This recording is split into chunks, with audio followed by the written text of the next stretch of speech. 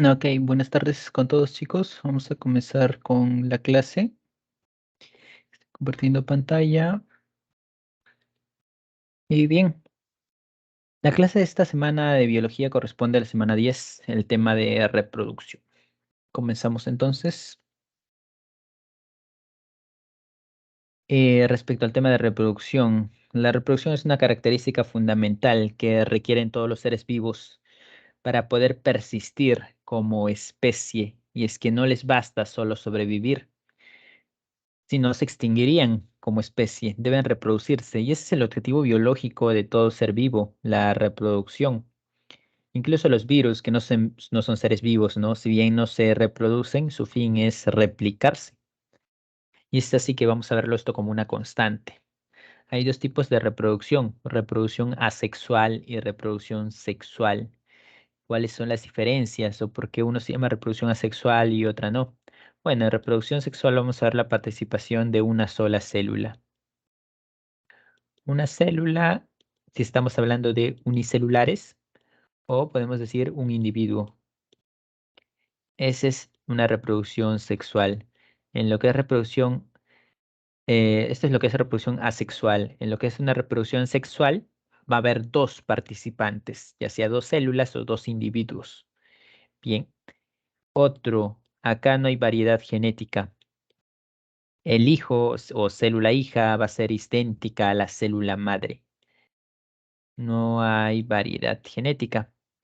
En cambio, en la reproducción sexual sí que hay variedad genética, y ese es gracias a un proceso llamado meiosis, el cual brinda este tipo de variedad, ¿no? ¿Quién realiza reproducción asexual? Comenzamos con organismos unicelulares y ahí tenemos a la fisión binaria conocida como bipartición.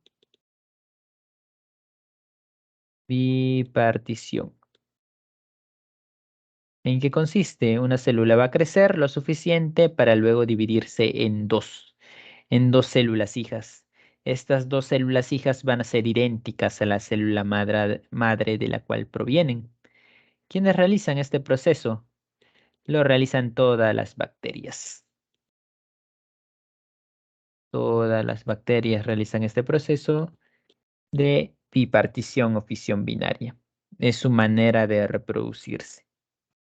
Siguiente, gemación. Gemación, ¿quiénes lo realizan? Lo realizan la levadura.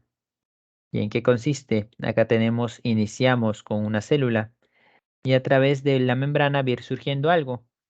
Un pequeño circulito va a escindirse. Esta es una pequeña célula que va a escindirse, ¿no? ¿Y esto del centro qué es? Esto del centro representa el ADN. Y es que acá estamos hablando de bacterias, no podemos hablar de núcleo. Las bacterias no tienen núcleo. Así que estas de acá estarían representando al ADN, ¿no? Al ADN que se encuentran internamente en la célula. Y es que así como una célula se divide en dos, el ADN también tiene que repartirse de manera idéntica. Y es que es lo más importante, ¿no? Acá una constante en división celular va a hacer que el ADN tenga que repartirse. Y bueno, regresando a gemación, se va a escindir una pequeña célula, va a tener su determinado ADN y finalmente se termina liberando, ¿no? A esto nosotros lo conocemos como gema, pero se llama gemación o yema sencillamente, ¿no?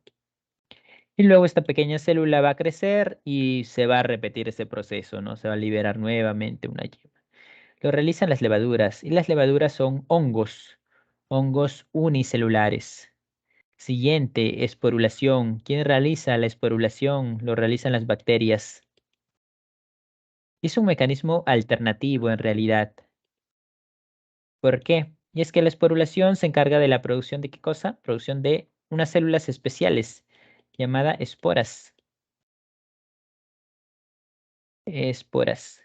Y las esporas podríamos decir que son como una especie de células resistentes. Y es que, ¿qué sucede? Las bacterias se van a topar muchas veces con situaciones desfavorables. ¿Y qué me refiero con desfavorables? Por ejemplo, la falta de nutrientes. Esa es una situación desfavorable. Y si bien las bacterias pueden moverse, no pueden moverse grandes distancias. Es así que si no se topan con nutrientes, se van a morir. Para evitar eso hay una alternativa. ¿Esa cuál es? La esporulación. Acá tenemos una célula que pasa con el ADN, se va a replicar en varias pequeñas pequeñas células dentro de acá. ¿Y estas qué son? Esas son esporas. Esas pequeñas células son esporas. ¿Cuál es la particularidad de esta? Que son más resistentes a la falta de nutrientes. Es así que pueden pasar tiempo sin nutrientes. Obviamente, si es que no se llegan a topar con nutrientes, se van a morir igual todas, ¿no? Es como decir, les da cierto margen de tiempo para que puedan tener una oportunidad de toparse con nutrientes. Esto pasa en las bacterias, ¿ok? Esporulación. Bien, pasamos a la siguiente diapositiva.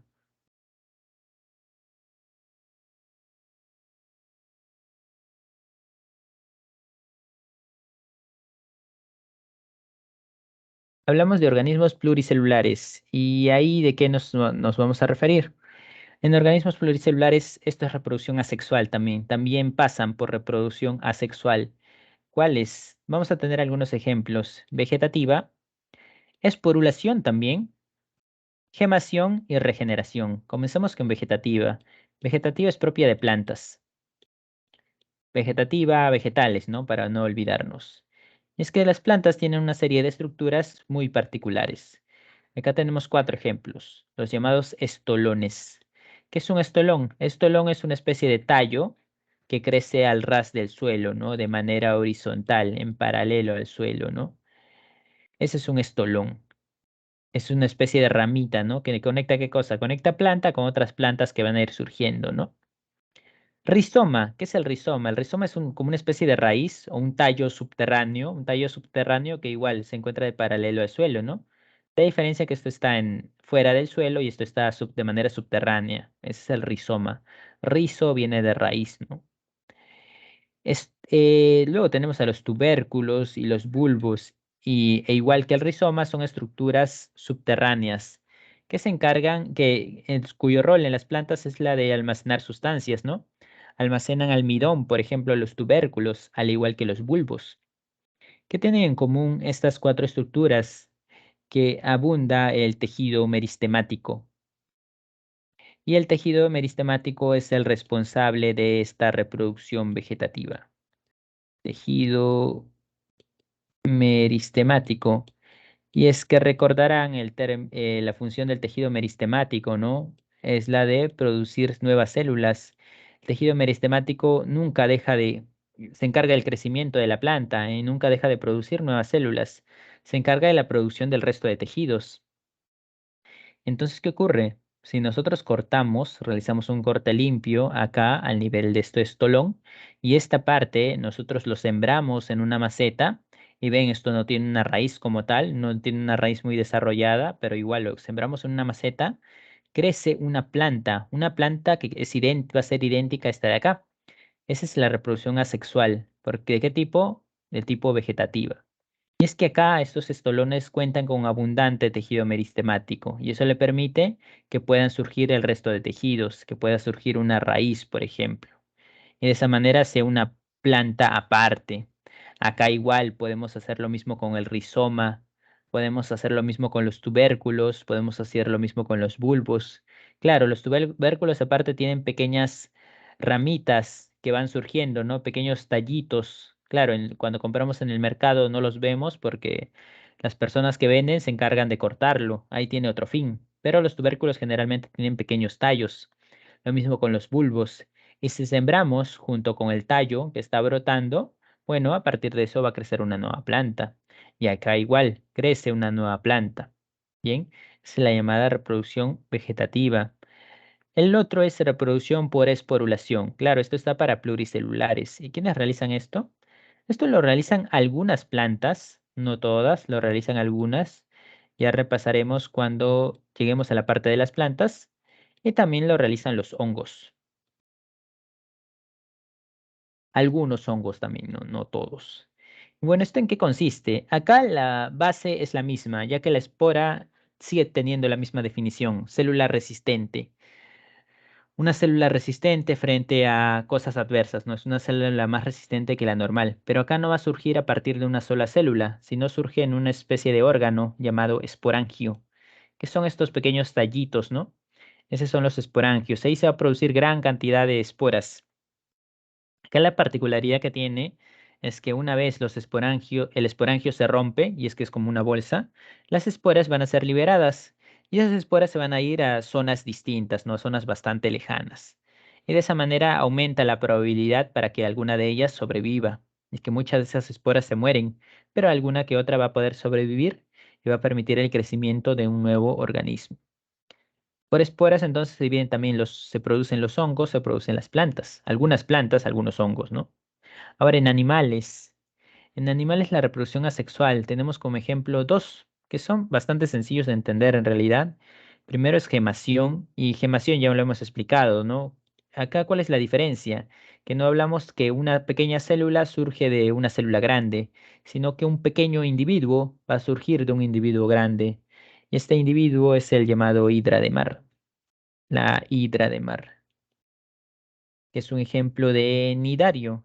¿Y qué va a pasar con este de acá? Igual, ¿no? Tenemos una hidra grande y a partir de él va a crecer un pequeño propágulo, poco a poco, que es la yema, ¿no? Hasta que finalmente se va a escindir y sale una hidra pequeña. Esta hidra va a crecer nuevamente y se va a repetir este proceso, ¿no? Esa es la llamada gemación. En regeneración nosotros lo vamos a encontrar ¿dónde? Lo encontramos en la planaria y lo encontramos en la estrella de mar. Estrella de mar. Y bueno, ¿qué sucede acá? Estos individuos o especies tienen la particularidad de que pueden separar partes de su cuerpo y a partir de cada parte puede surgir un nuevo individuo. Claro que son bastante simples y bastante pequeñas, ¿no? Sobre todo en el caso de la planaria. Y no es que esperen a que las corten para que pase ello, sino ellas mismas se cortan, se separan. Por ejemplo, vemos acá a la planaria. Se divide en tres partes: parte media, parte anterior y parte posterior. La parte anterior, ¿qué va a pasar a partir de esto? Va a surgir, va a empezar a crecer y va a empezar a regenerarse, por eso se llama así, surgiendo un nuevo individuo. Lo mismo de la parte posterior y lo mismo de la parte media. De esa manera, a partir de un solo individuo han surgido tres, los cuales son idénticos. Y es que esa es una característica de la reproducción asexual. Bien. ¿Tienen alguna pregunta hasta acá? Si no, pasamos a la siguiente diapositiva.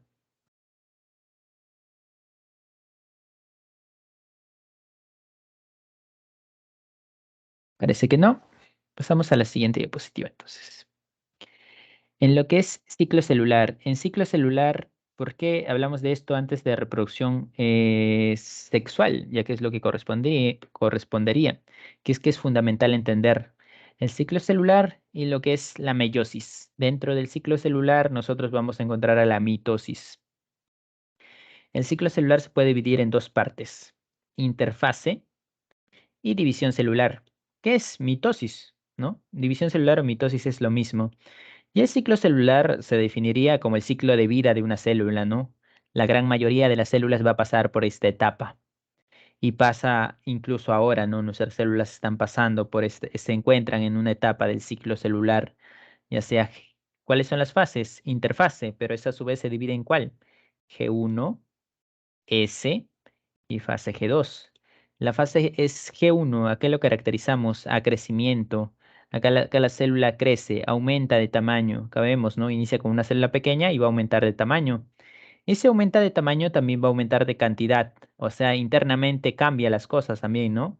Va a aumentar cantidad de organelas, va a aumentar cantidad de proteínas. Así que te pueden decir síntesis de proteínas, cantidad de organelas, como los mitocondrias, por ejemplo, como los ribosomas, los cloroplastos, si hablamos de plantas. Todo eso pasa en la fase G1. Aumenta la cantidad de esas organelas, proteínas, lípidos también te pueden meter acá.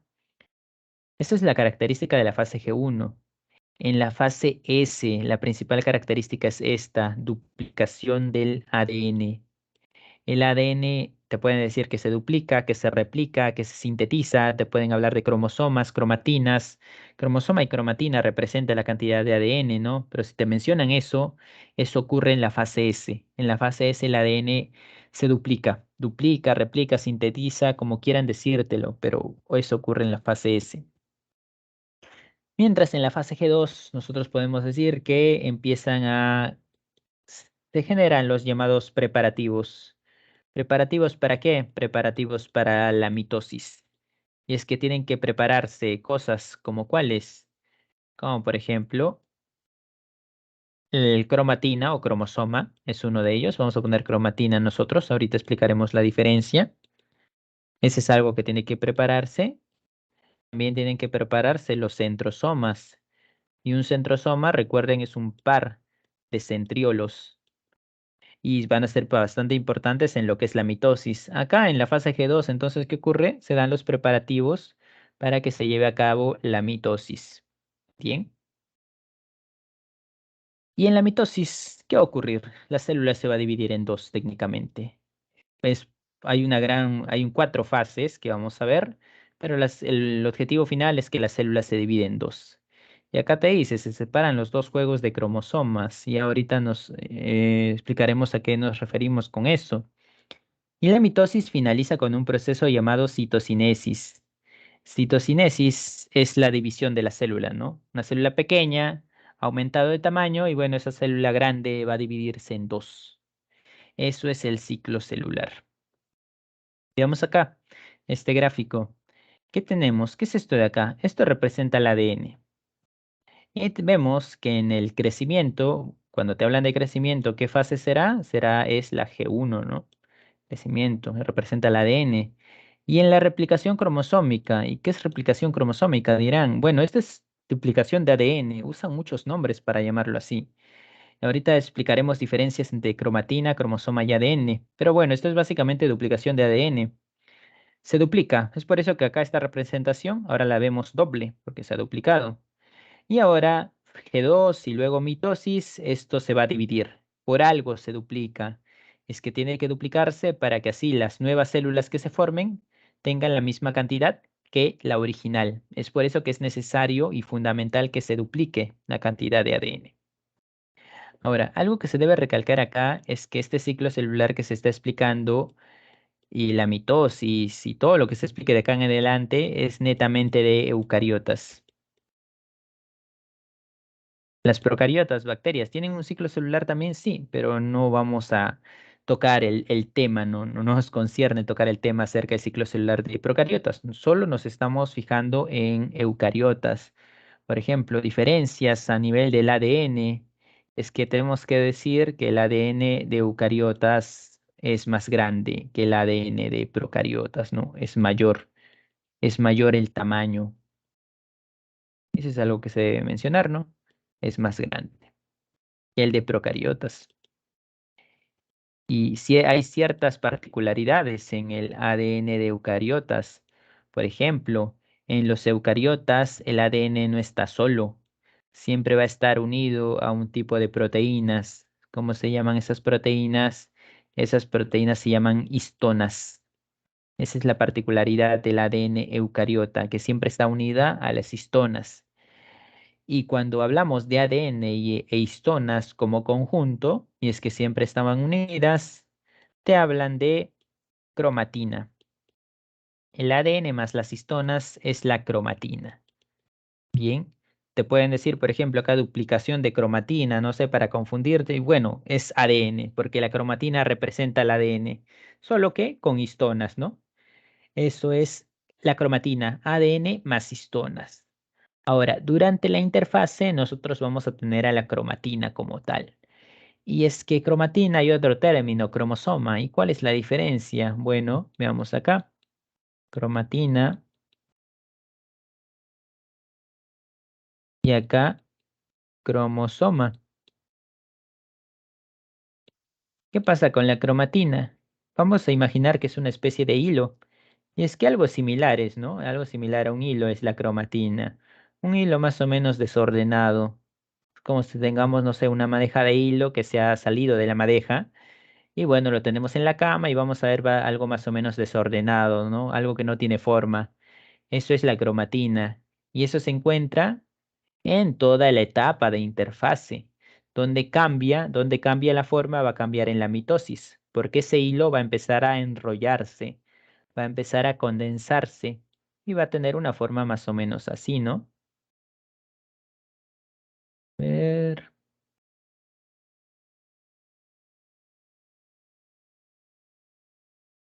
Más o menos así.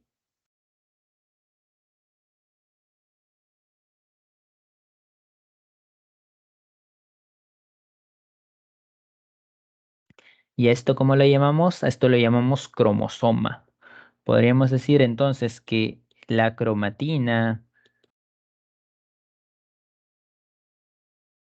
condensada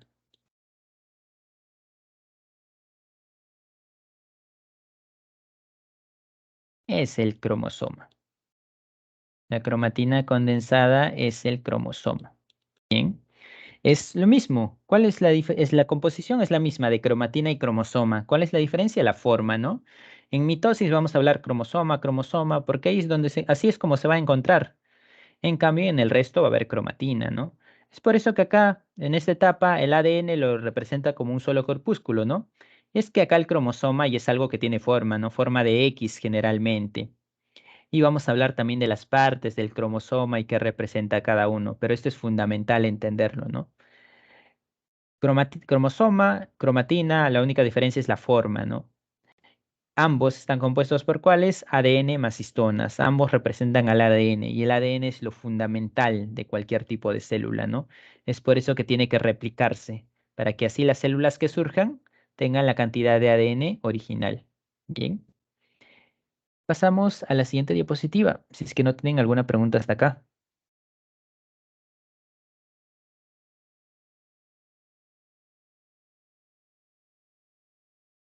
Ok, parece que no. Pasamos a la siguiente. Pasamos a hablar entonces de la mitosis. Y bueno, antes de hablar de la mitosis, terminemos con el tema del cromosoma. Y es que acá miren, tenemos un cromosoma y el cromosoma tiene partes. ¿Cuál vale la pena rescatar acá?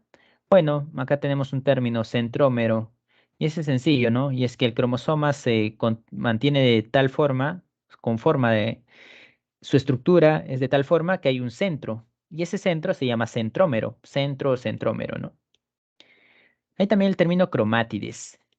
Y es que acá vemos que acá lo dibujan como una X, ¿no? Que está totalmente conectada, pero en realidad son dos pequeños corpúsculos que han surgido. Y cada uno de esos corpúsculos que conforman el cromosoma se llama cromátides.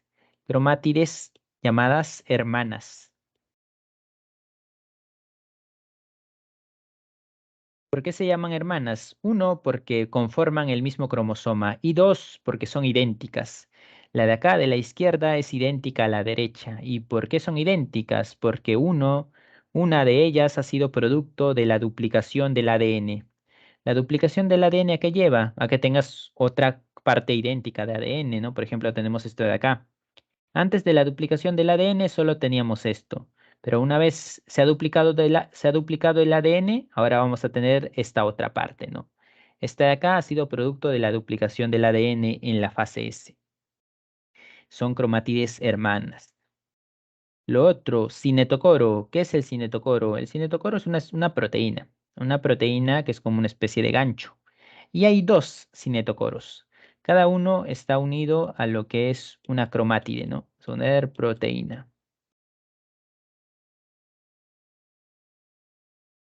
¿Y para qué sirve el cinetocoro? Sirve para la unión del llamado uso acromático. Uso acromático que también se conoce como uso mitótico, el cual va a tener bastante importancia en la mitosis. Uso acromático. Uy, me alcanzó.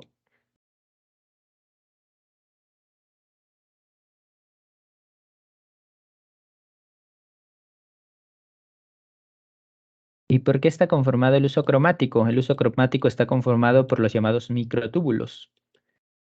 Y recordaremos, y de hecho esto también se mencionó, que los microtúbulos son parte del citoesqueleto, ¿no? Parte fundamental del citoesqueleto. Conforma el uso acromático. Y el uso cromático es como una especie de alambres que surgen de quién? Surgen del centrosoma. ¿Y qué es el centrosoma? El centrosoma es un par de centriolos. Cada uno de estos palitos es un centriolo, el cual a su vez está conformado por microtúbulos, ¿no? Es por eso que este centrosoma, que recordemos es una organela, se encarga de ¿qué? De la formación del uso acromático. El uso cromático va a surgir a partir del centrosoma. El centrosoma, el cual vale la pena mencionar, va a conformar lo que es algo denominado áster. ¿Y de dónde viene áster? Bueno, la palabra áster viene de astro. Es que acá el centrosoma, con pequeños partes del uso acromático que van emergiendo de él, parece una pequeña estrella, o al menos los científicos lo habrán visto así. Por eso le pusieron el término áster a esta parte. Algo que se debe recalcar acá también es que esta mitosis que se explicará a continuación, ya sabemos, es de eucariotas, pero es también específico de las células animales, de una célula animal. En una célula vegetal es diferente. Por ejemplo, una célula vegetal no tiene centrosoma, tiene otro tipo de estructura y hay una pared celular de por medio, ¿no? Y es un poco diferente ahí. En cambio, acá en la célula animal, quien controla son los centrosomas. Bien. Ya habiendo explicado esto, vamos a ver qué ocurre en la mitosis. Interfase. Y en la interfase es la etapa en la que la célula ha crecido, aumentó la cantidad de proteínas, etcétera, ¿no? Acá, por ejemplo, parece ser la fase G2, porque se van a estar alistando las cosas. ¿Qué cosas tenemos que tener en cuenta? Esto de acá. Esto, por la forma en la que se encuentra, significa que el ADN aún está como cromatina, ¿no? Y se encuentra aún dentro del núcleo. Y acá tenemos a los centrosomas. Entonces, ¿qué pasa en la profase? Y bueno, la mitosis se divide en 4 fases. Profase, pro significa inicio, y el primero, así que en varias partes que se escucharán el término pro. Profase, el primero de todos. Metafase, metafase viene de la mitad. Y bueno, se llama mitad porque se encuentra en la etapa intermedia de la mitosis y también porque los cromosomas se van a encontrar en la mitad de la célula. Y explicaremos por qué. Anafase, anafase, ana significa separación y telofase, telo significa último, ¿no? Final, y es precisamente la cuarta parte. Y todo culmina con la llamada citocinesis, ¿no? Citocinesis.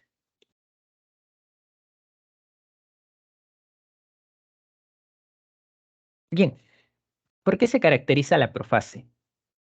Que es el inicio de la mitosis. Se caracteriza por lo siguiente. El núcleo se va a desarmar.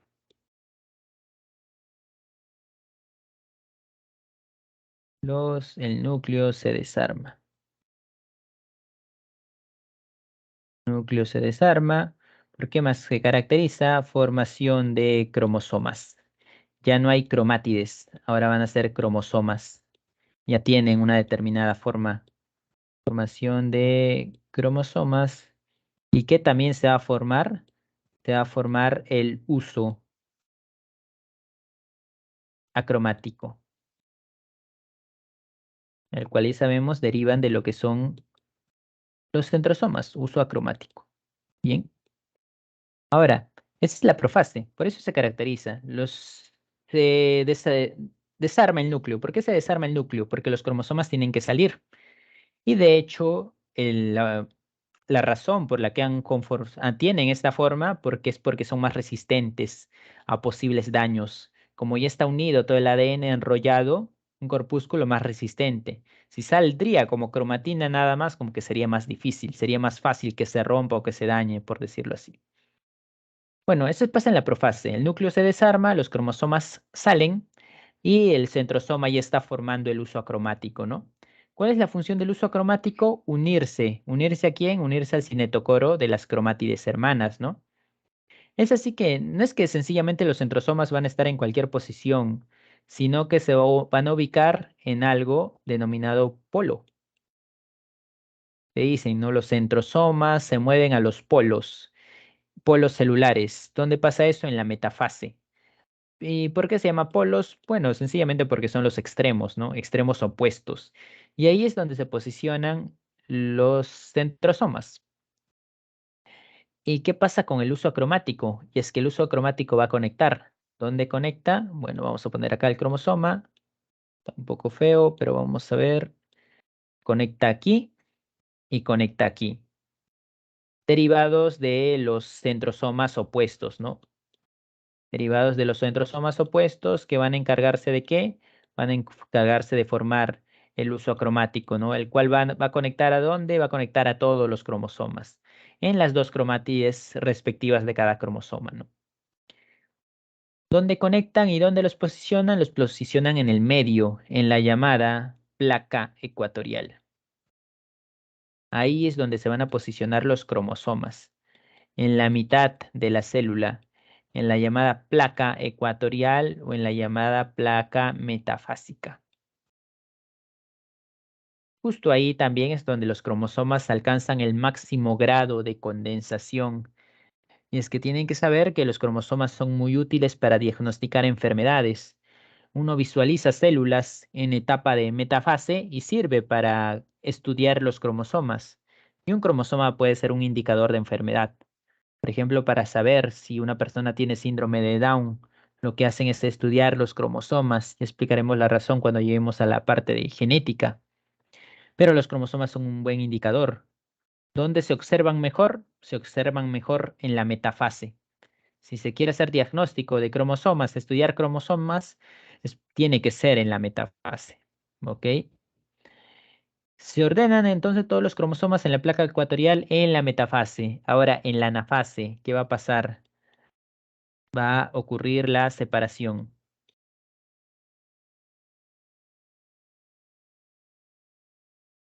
¿Separación de qué?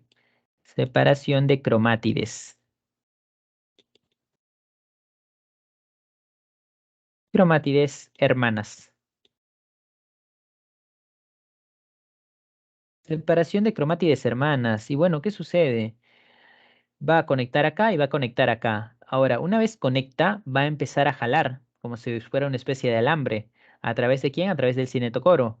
Y esto se va a ir cada uno por su lado. Y es que no es un compuesto totalmente sellado, ¿no? Acá lo vemos sellado, pero esto es más o menos así. De tal manera que vemos acá el uso acromático, conecta acá y conecta acá y empieza a jalar, cada uno a su determinado extremo, ¿no? De tal manera que las cromátides, que son cromátides hermanas, recuerden, se van a separar. Es así que la característica fundamental de la anafase es la separación de cromátides hermanas. ¿Quién realiza esa separación? El uso acromático. Y así vemos que la forma de la célula también va a cambiar. Y de hecho cambia a lo largo, ¿no? Acá vemos una célula esférica y poco a poco se está viendo más ovalada, de mayor longitud. Y acá pasa lo mismo, ¿no? Acá las cromátides hermanas empiezan a separarse, cada uno a su determinado extremo. Y finalmente tenemos a la telofase, ¿no? Y en la telofase, ¿qué es lo que ocurre? En la telofase, más o menos, para resumirlo, es lo inverso a la profase. Y es que, ¿qué sucede? Acá decimos, el núcleo se desarma. Bueno, en la telofase el núcleo se vuelve a armar. Acá, formación de cromosomas y uso cromático. Acá los cromosomas van a descondensarse y va a regresar al estado de cromatina, ¿no? Y el uso cromático lo mismo, se va a desarmar. Bien, es lo inverso a la profase. Principal, formación de núcleo. ¿Y por qué es necesario que el núcleo se forme? Para que nuevamente vuelva a empaquetar o a almacenar al ADN, ¿no? Cual está conformado por las cromátides hermanas. De esa manera, acá tenemos 20, cromátides hermanas y acá igual. Y las cantidades son idénticas. Y es que, por ejemplo, si acá tuviéramos, no sé, 46 cromosomas, entonces 46 cromátides a un lado, 46 cromátides al otro. Y recuerden que las cromátides hermanas son idénticas, ¿no? Es así que tendríamos la misma cantidad y el mismo tipo de ADN en ambas células. Y finalmente la citocinesis y las células se parten en dos. Y de esa manera finalizamos con lo que es la mitosis y vuelven a pasar por la etapa de interfase para volver a pasar por la etapa de mitosis. Eso, ¿quiénes lo realizan? Casi todas las células de nuestro cuerpo. ¿Por qué digo casi todas? Porque hay otras que no realizan mitosis y son las que no ni siquiera pasan por esta etapa de interfase ni fase G2. ¿Quiénes son? Esas células se van a encontrar en la famosa fase G0. Son células que no se dividen. Células que no se dividen. Sencillamente van a crecer, van a nutrirse, pero hasta ahí. No va a duplicarse su ADN, no va a duplicarse la cantidad de organelas, solamente va a crecer lo suficiente para realizar su función. ¿Como cuáles? Como las neuronas, por ejemplo. La gran mayoría de neuronas no tiene esa capacidad de hacer mitosis.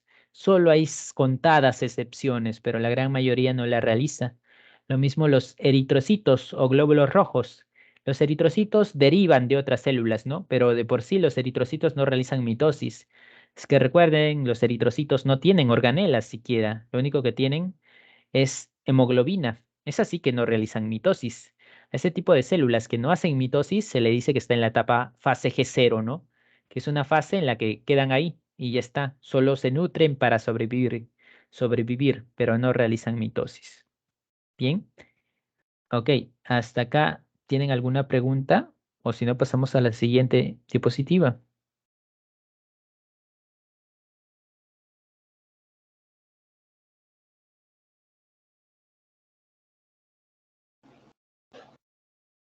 Ok,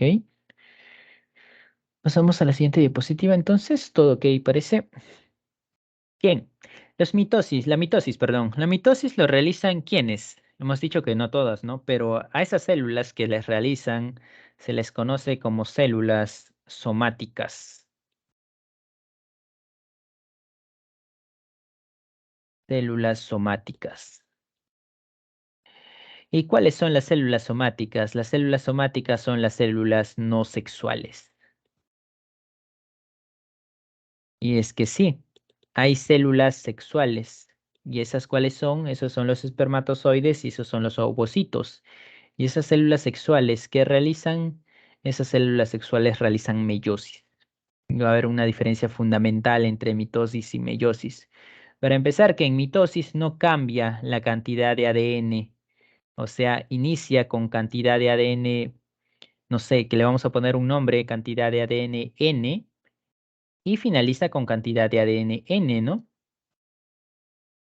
No cambia la cantidad de ADN, es por eso que a la mitosis se le dice proceso ecuacional. Acá ya no le pondremos porque ya hemos bateado bastante, pero acá sí. En meiosis, ¿quiénes realizan meiosis? Meiosis lo realizan las células sexuales. Células sexuales. ¿Y las células sexuales cómo se conocen? Se conocen como gametos. Solo lo realizan ese tipo de células, no otras. En el caso de varones, solo lo van a realizar los espermatozoides. En el caso de mujeres, solo lo va a realizar el ovocito u óvulo. Solo esas células, no otras. Eso es lo especial de la meiosis. ¿Qué decir de la meiosis también? La meiosis está compuesto en dos fases, una primera parte y una segunda parte, a la cual se le dice meiosis 1 y meiosis 2. ¿Por qué se caracteriza cada uno? Porque la meiosis 1 es reduccional.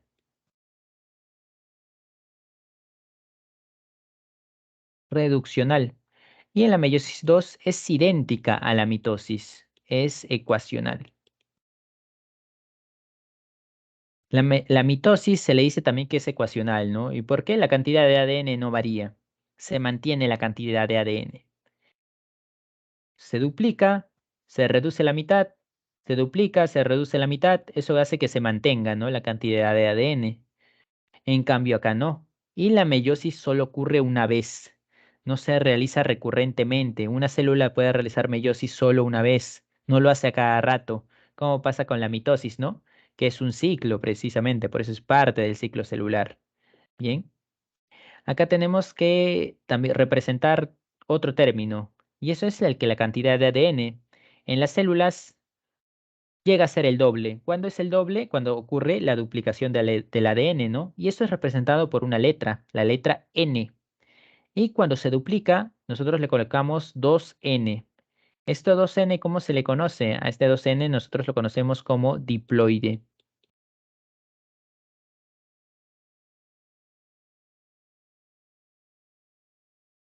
Diploide. Bien, 2N diploide como tal. Y vamos a encontrar otro término, y es que acá en la meiosis esa cantidad de ADN se va a reducir a la mitad. De diploide vamos a pasar al siguiente término. N, como se redujo a la mitad, encontramos el término N, ¿no? La mitad de 2N. Y este N, ¿cómo lo conocemos? A este N lo conocemos como haploide.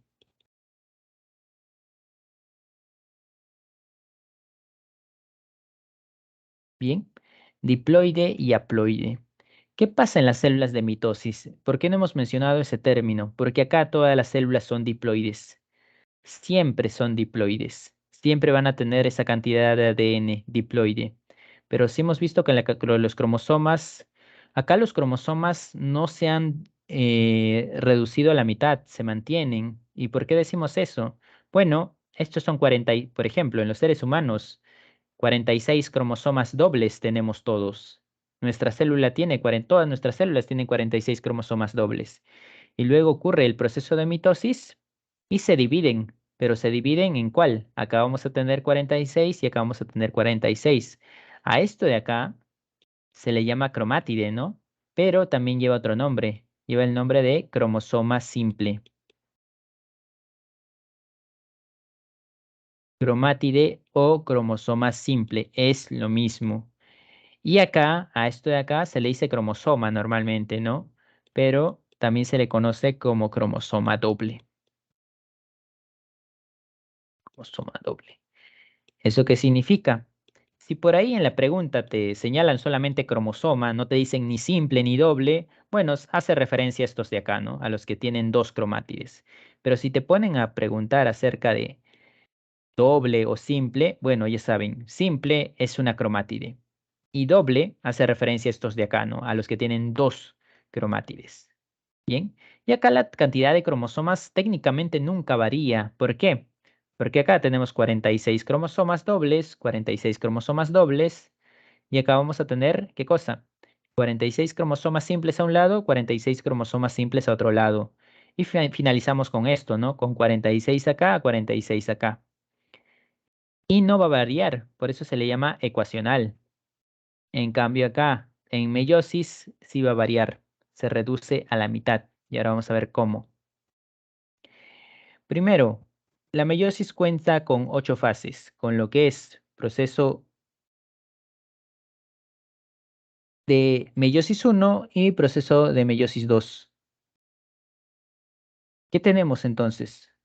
En la meiosis 1, nosotros vamos a pasar por lo que es haploide, haploide como tal. ¿Qué sucede? Bueno, en la meiosis 1 se divide en 4 fases: profase, metafase, anafase y telofase. La meiosis 2 se divide en otras 4 fases que tienen el mismo nombre. Es por eso acá, para no confundirse, lo que suelen hacer es colocarlo profase 1, metafase 1, anafase 1, telofase 1. Si te hablan de cualquiera de esto, se refieren a las fases de la meiosis 1. En cambio, en estas de acá le ponen, ¿no? Profase 2, metafase 2, anafase 2 y telofase 2. Bien, estos son los nombres, ¿no? 8 fases: profase, metafase, anafase, telofase, 1 y 2 respectivamente para cada uno. Y en realidad te hacen cosas bastante similares a lo que hemos explicado ya acá. Pero lo más complejo e importante ocurre acá, en la profase 1. Profase 1, en la cual la dividimos a su vez en 5 subfases. ¿Esas cuáles son? Esas son el leptoteno, esas son el cigoteno, el paquiteno, el diploteno y la diacinesis. Leptoteno. ¿Qué ocurre en el leptoteno? Bueno, nosotros tenemos el núcleo. Acá el núcleo no se ha desarmado y de hecho todas estas subfases ocurren internamente en el núcleo. Y al finalizar el núcleo se desarma, ¿no? Por ejemplo, acá, en la parte final el núcleo se va a fragmentar. El núcleo se fragmenta. El resto, las otras 4 ocurren dentro del núcleo. En el leptoteno, ¿qué ocurre? En el leptoteno ya los cromosomas se empiezan a condensar o se empiezan a formar. Forman los cromosomas.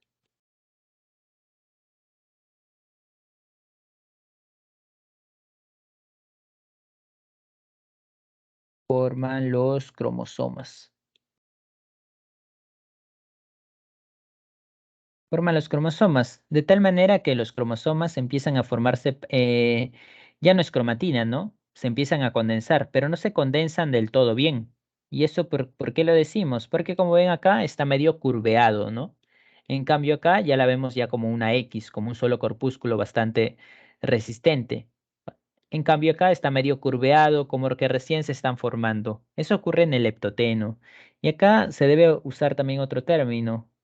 el término bouquet, que es un término inglés.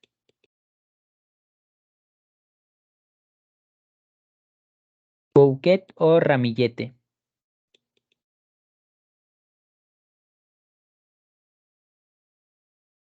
¿Y qué ocurre en bouquet o ramillete? ¿Por qué se usa ese término? Y es que acá los cromosomas van a ir agrupándose. ¿Dónde se agrupan? Se agrupan en las paredes del núcleo. De esta manera, ¿no? Se empiezan a formar, se empiezan a juntar o se movilizan para las paredes del núcleo. Es por eso que usan el término, ¿no? Los cromosomas se agrupan como bouquet o ramilletes, y que es un ramo, en realidad, ramo, no sé, ramo de flores, por ejemplo, porque se posicionan, ¿no? En las paredes del núcleo como tal. Eso pasa en el leptoteno. Cigoteno, el cigoteno, ¿por qué se caracteriza? Y es que acá los cromosomas empiezan a formar parejas. Y acá nosotros podemos decir que acá ocurre la formación de parejas de cromosomas. Cromosomas, pero no cualquier cromosoma con cualquier cromosoma, sino que acá lo que sucede es la formación de parejas de cromosomas homólogos. Se aparean los cromosomas homólogos. Se dice formación de parejas o también se habla el término aparear, porque se juntan los cromosomas homólogos, apareamiento de cromosomas homólogos. ¿Eso dónde ocurre? Ocurre en el cigoteno. Cigoteno con Z o te pueden poner también con ino, cigoteno.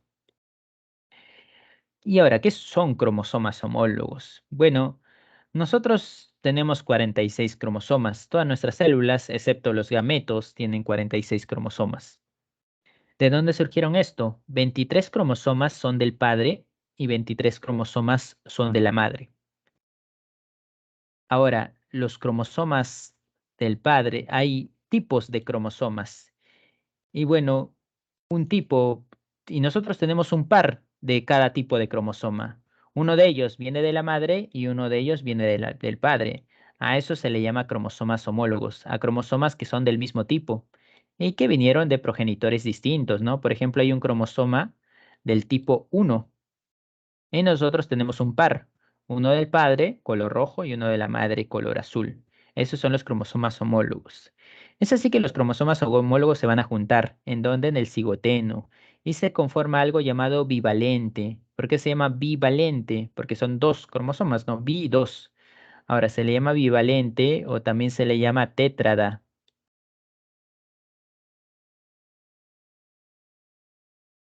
¿Y por qué se le dice tétrada? Primero estamos poniendo bi de dos, ahora ¿por qué cuatro? Bueno, son dos cromosomas, pero tienen cuatro cromátides en conjunto, ¿no? Dos cada uno. Es así que se usa el término tétrada para representar a los cuatro cromátides, bivalente o tétrada. Te dicen, ¿dónde se forma el bivalente o la tétrada? Bueno, en el cigoteno. Ahora, estos dos cromosomas se unen o se aparean, y eso, a ese proceso de unión o apareamiento se le conoce como sinapsis. Y sí, es el mismo nombre de la sinapsis de las neuronas. ¿Por qué le llaman así? Porque los cromosomas están bastante juntos, ¿no? Pero aún no toman contacto. El rango, ese espacio es bastante estrecho o pequeño. Algo como pasaba con las neuronas, ¿no? Que no es que se unieran totalmente, sino que había un pequeño espacio entre ellos. Es por eso que se llama sinapsis. Acá te dicen, se forma el complejo sinaptonémico, y eso quizá lo lean en algunos libros también. Eso se refiere a esto de acá, ¿no? Esto de acá, esa unión entre cromosomas, eso se llama complejo sinaptonémico. Asocian entonces cigoteno, apareamiento de cromosomas homólogos y ocurre la llamada sinapsis, ¿no? Ahora, paquiteno. Y en paquiteno, ¿qué es lo que ocurre? En el paquiteno ocurre el proceso más importante de la meiosis y el que vale la pena que recuerden, ¿no? ¿Y ese cuál es? Ese es el llamado crossing over. Es un término en inglés, ¿no? Crossing over. ¿Y qué significa crossing over? Crossing over significa recombinación.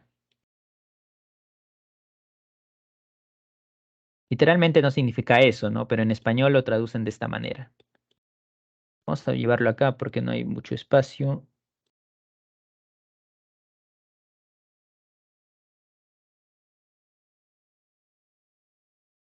Crossing over significa recombinación homóloga.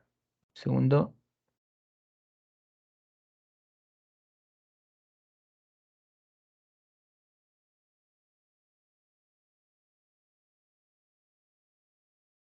Recombinación homóloga.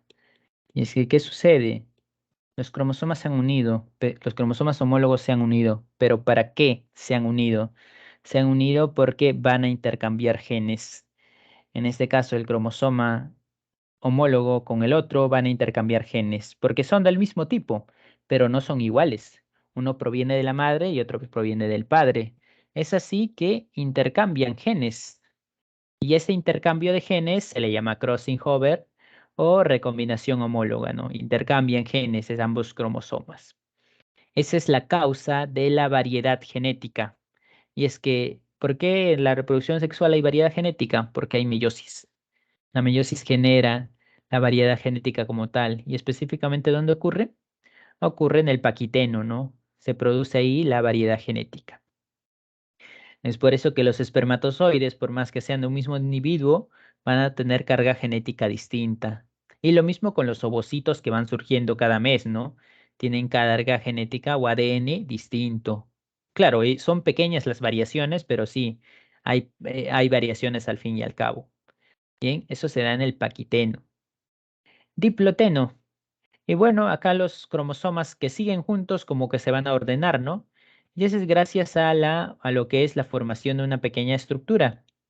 ¿Y esa estructura cómo se llama? Esa estructura se llama quiasma. Acá diploteno, diplo viene de dos, y es que los cromosomas acá ya no solo es que han intercambiado genes, sino que ya están ordenaditos. ¿Es gracias a quién? Es gracias al quiasma, ¿no? Acá asocien. Y quiasma te lo pueden colocar con che o te lo pueden colocar con Q también. Quiasma. Finalmente, diacinesis, ¿no? Ya en diacinesis los cromosomas están ordenados y lo que procede acá es que el núcleo se va a desarmar para que finalmente se liberen estos cromosomas, ¿no?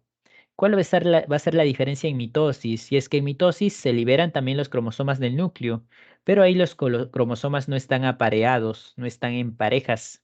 En cambio acá, los cromosomas sí van a estar en parejas y eso va a marcar la diferencia. Luego de profase 1, que sigue la llamada metafase 1 y es el mismo concepto, ¿no? Acá que tenemos, los cromosomas son ordenados en la placa ecuatorial. Pero si te preguntan en qué parte de la meiosis los cromosomas homólogos o las parejas de cromosomas homólogos son ordenadas en la placa ecuatorial, eso es en la metafase 1. Acá no hablamos de cromosomas así a secas, sino decimos parejas de cromosomas homólogos. Y es que han formado un solo corpúsculo, una pareja ha formado un solo complejo, ¿no? De tal manera que se mueven juntas. Y eso es lo que pasa en la metafase. Entonces tengamos lo siguiente, por ejemplo, así. Ese es un cromosoma homólogo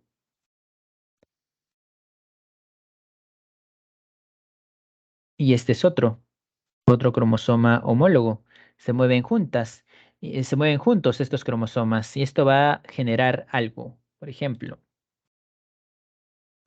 ¿qué pasaba en la metafase, en la mitosis? Había uso cromático, ¿no? Y el uso cromático conectaba. ¿Dónde conecta? Conecta en el cinetocoro. En un cromosoma que está solo, conecta en los dos lados y lo parte, ¿no? En dos cromátides. En cambio acá, ¿qué va a suceder? Que viene el cinetocoro por un lado, va a conectar acá. Y el otro uso cromático, ¿dónde va a conectar?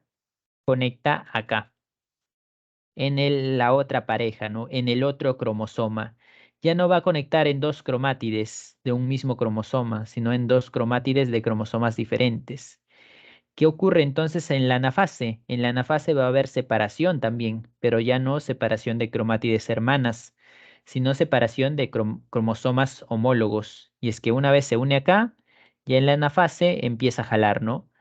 Y cuando jala, los cromosomas homólogos se van a separar y eso pasa en la anafase. Esa es la diferencia. Finalmente, en la telofase nos quedamos con cromosomas, ¿no? Cromosomas dobles en un lado, cromosomas dobles en otro, ¿no? Y ahora se ha separado a mitad y mitad. Y es por eso que se redujo a la mitad, ¿no? Ya no contamos con 46 como en la mitosis. Ahora contamos con la mitad, 23 y 23. Es por eso que se dice que la meiosis 1 es un proceso reduccional. Se divide a la mitad. Por ejemplo, acá, profase 1, ¿comenzamos con qué? Comenzamos con diploide, ¿no? 46 cromosomas. Acá en profase 1 seguimos diploide. Metafase 1, seguimos diploide. Acá están los 46 cromosomas. En la anafase, bueno, seguimos diploide, pero ¿qué pasa en un lado? Se han separado la mitad, es decir, acá hay 23 y acá hay 23. Acá en telofase finalmente, ¿no? 23, 23, ya lo mismo, los 23 cromosomas son guardados en el núcleo y acá ya se terminan separando, ¿no? Es así que se conforman o se generan dos células haploides. Claro, son haploides, pero son 23 cromosomas dobles, ¿no? No puede quedarse como cromosoma doble, tiene que separarse. Y es por eso que existe la meiosis 2, para separar ese cromosoma doble en cromosomas simples. Y este proceso de meiosis 2 es idéntico a la mitosis. Lo que va a variar, ¿qué es? La cantidad de cromosomas.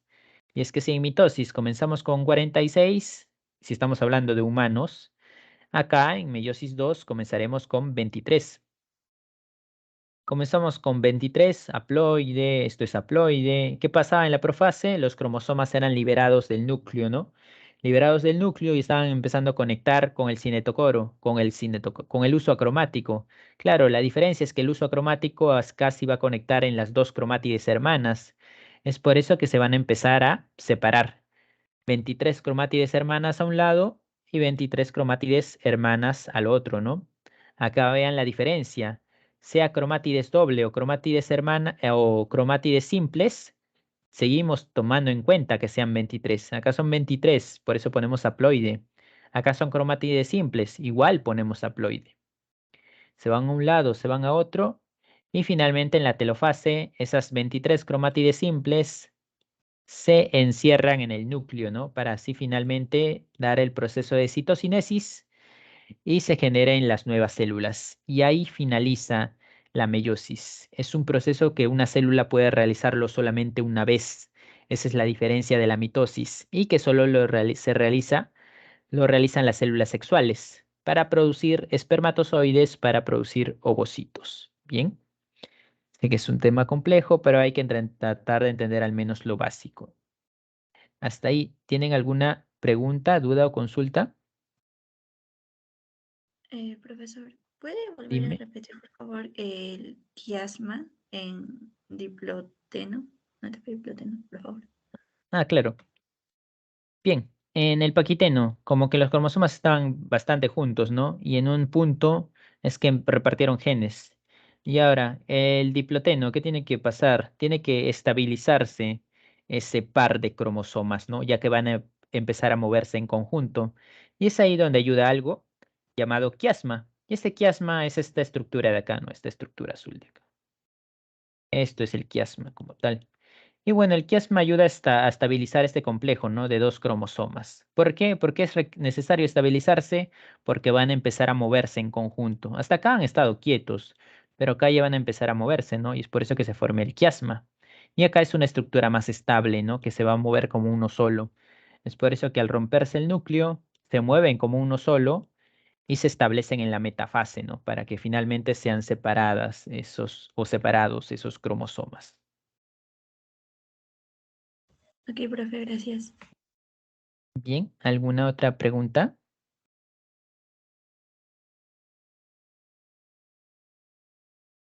Parece que no. Pasamos a la siguiente diapositiva, entonces.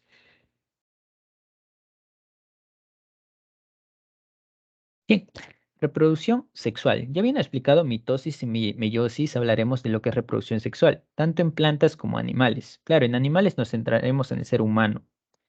Y en plantas no hablaremos de todas las plantas. Eso ya lo veremos cuando toquemos el tema de plantas. Acá solo hablaremos de las plantas con flor, más conocidas como angiospermas. ¿Cuáles son las plantas con flor o angiospermas? Son el concepto de plantas que nos enseñan desde que estamos en el colegio, ¿no?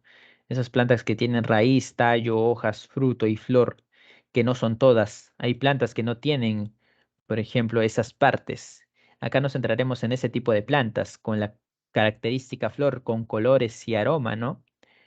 ¿Qué decir de estas plantas de acá, las angiospermas? La flor es el órgano reproductor de las angiospermas y va a tener parte femenina y parte masculina. Hay plantas que solo tienen flor con órgano, con parte femenina, pero en lugar de femenina nosotros diremos ginesio, el cual se denomina pistilo. La parte reproductora femenina de la flor se llama pistilo. Pistilo. Mientras que la parte masculina, que es el estambre, se le denomina androcio. Andro es de masculino, ¿no? Y bueno, hay plantas que tienen androcio o tienen pistilo, pero hay plantas que tienen los dos también. Y cuando tienen los dos se le llama hermafrodita. Este es un ejemplo de planta hermafrodita, con una flor que tiene ambas partes, androcio y pistilo. El androcio, que es el estambre, está compuesto por las anteras, que son dos pequeños sacos, y por el filamento, que es un pequeño tallito que almacena o que sirve como sostén de este saco, ¿no? Dentro de este saco, que es la antera, nosotros vamos a encontrar ¿qué cosa? Polen. Vamos a encontrar el polen. El polen que va a presentar ¿a quién? Va a presentar al gameto masculino. No es que el polen sea el gameto masculino, sino que lo presenta dentro. Gameto masculino. Almacena el gameto masculino. Luego tenemos el pistilio o ginesio, el cual está compuesto por ¿qué cosa? Por el estigma. Y el estigma es la entrada, ¿no? La apertura. El estilo, que es el conducto. Y el ovario. El ovario que va a presentar ¿a qué cosa? El ovario que va a presentar al gameto femenino.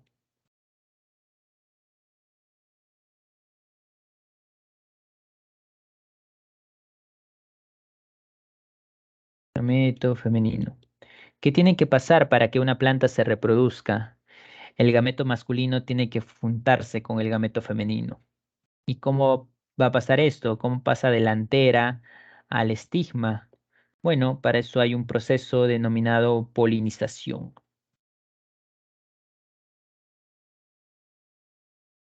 Polinización. Y la polinización es el uso indirecto de agentes polinizadores para realizar ese proceso, realizar ese transporte. ¿Y cuáles son los agentes polinizadores? Suelen ser insectos como la mariposa, como la abeja, pueden ser aves también como la colibrí, como el picaflor, hasta murciélagos se han visto que sirven como agentes polinizadores. Y bueno, ¿cómo es que sucede todo este proceso? Y es que la característica de la flor no es por las puras. La coloración de los pétalos, el aroma de la flor no es por las puras, es para atraer a los agentes polinizantes. Por ejemplo, un insecto se ve atraído por el color de los pétalos de la flor. Le es llamativo. Es así que se acerca. Y el aroma también le llama la atención. Y aparte, en una flor va a encontrar ¿qué cosa? Va a encontrar néctar y va a encontrar polen. El polen lo encuentra en la antera. Es así que va hasta donde está la antera y come un poco de polen. Claro, come un poco, pero no todo. Otro poco queda en su aparato bucal. Luego se va a otra flor. Y así como encuentra polen en la antera, va a encontrar néctar en el estigma. Es así que a la hora de dirigirse al estigma, consume el néctar y sin querer suelta. ¿Qué cosa suelta? Suelta polen. Suelta polen en el estigma. Y de ese proceso se le llama polinización, ¿no? No es que el insecto busque ayudar a la planta, sino que termina indirectamente por alimentarse llevando el polen al estigma. Una vez lo lleva al estigma, ¿qué va a pasar? Dentro del polen, ¿qué se encuentra? Dentro del polen está, vemos acá la antera, vemos acá el polen como tal, y los granos de polen, por ejemplo, y dentro de ellos se encuentra el gameto masculino. ¿Cómo se llama el gameto masculino de las plantas? Se le llama núcleo espermático.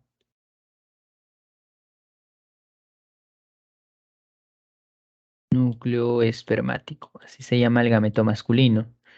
¿Cuál es el objetivo del núcleo espermático? Llegar al gameto femenino. ¿Y cómo se llama el gameto femenino? Bueno, el gameto femenino se le llama ovocélula. Ovocélula o también otros le dicen célula huevo, ¿no? Es así que se da un recorrido. Acá vemos, acá nos dicen microesporangio y megaspora. Bueno, ¿eso a qué se referencia? El término micro y el término mega. El mega tiene que ver con el gameto femenino y micro tiene que ver con el gameto masculino. Acá hay algo bastante particular en lo que es reproducción. Y es que en los seres vivos, por lo general, por no decir en todos, los gametos masculinos tienen dos características. Uno que es más pequeño. ¿Más pequeño que quién? Más pequeño que el gameto femenino. El gameto femenino casi siempre es más grande. Pasa en las plantas, pasa en los animales, ¿no? El ovocito es mucho más grande que los espermatozoides. Es por eso que acá usan el término micro para los gametos masculinos, el término mega para el gameto femenino. El gameto femenino suele ser siempre más grande, casi siempre. Ese es uno. Lo otro, que quien suele realizar el movimiento, es el gameto masculino. Por ejemplo, acá, ¿quién se está moviendo? Se mueve el gameto masculino para buscar al gameto femenino. Y eso tiene que ver también con el tamaño, ¿no? Y es que como es más grande el gameto femenino, se le dificulta el movimiento.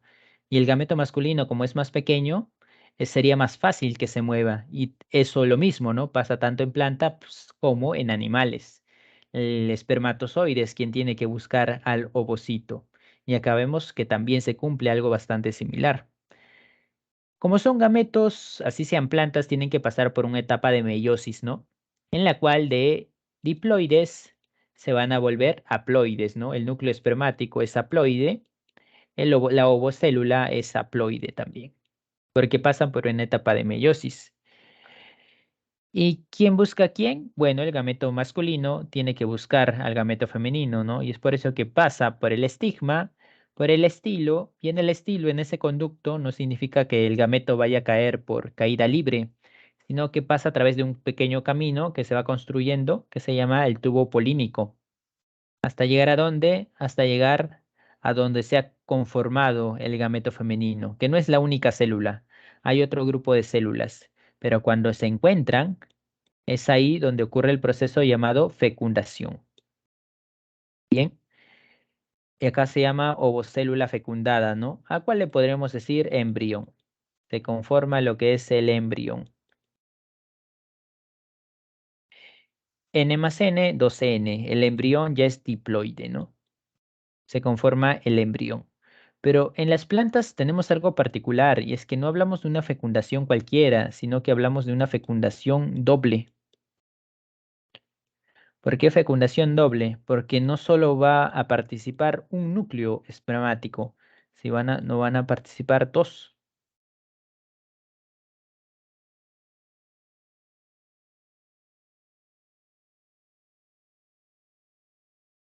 El núcleo espermático se va a unir a otra célula. ¿Dónde está? ¿A qué célula se une el núcleo espermático? Se va a unir a las células llamadas células polares. Células polares o sencillamente núcleos polares. ¿Y es que qué sucede acá? Bueno, el núcleo espermático sabemos que es haploide, pero estos núcleos polares o células polares son dos células que se han fusionado en una sola. Y como se han fusionado dos células, ahora tenemos esto de acá, que esto es diploide. ¿Y esto conforma qué cosa? Va a conformar el llamado endospermo. Y el endospermo, N más 2N, es triploide. Es por eso que se llama la de fecundación doble, porque se va a formar tanto el embrión como el endospermo, producto de la unión de dos pares de células, ¿no? Ahora, ¿cuál es la función del endospermo? ¿Por qué tiene que conformar también? Es fundamental porque el endospermo tiene como función la nutrición. ¿Nutrición de quién? ¿De quién? Nutrición del embrión. Nutrición del embrión. Esta es la función del endospermo. Y es que, ¿qué sucede? Tanto endospermo como embrión conforman la semilla, pero una semilla no crece de inmediato, ¿no? Hay cierto tiempo que va a pasar, es casi como azaroso. Por eso que en ese tiempo la semilla tiene que nutrirse. ¿Y quién lo nutre? Lo nutre el endospermo. Es así que tanto el embrión como el endospermo nacen de esa fecundación doble, ¿no? Y ambos conforman, ¿qué cosa? Conforman la semilla, ¿ok? Pasamos a la siguiente diapositiva.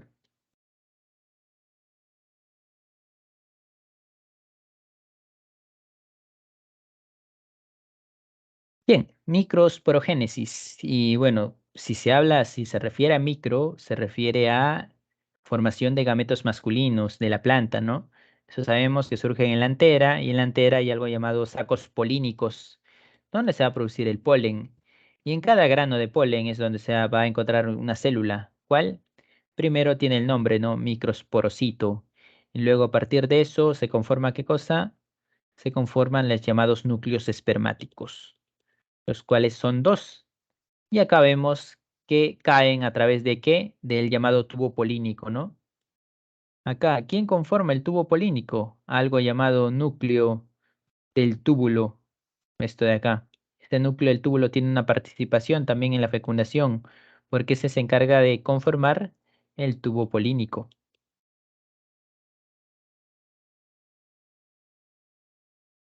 Y recuerden, son dos núcleos espermáticos los que tienen que llegar o a al ovocito o al ovario como tal para que se desarrolle la fecundación. Fecundación doble, ¿no? Pasamos a la siguiente diapositiva.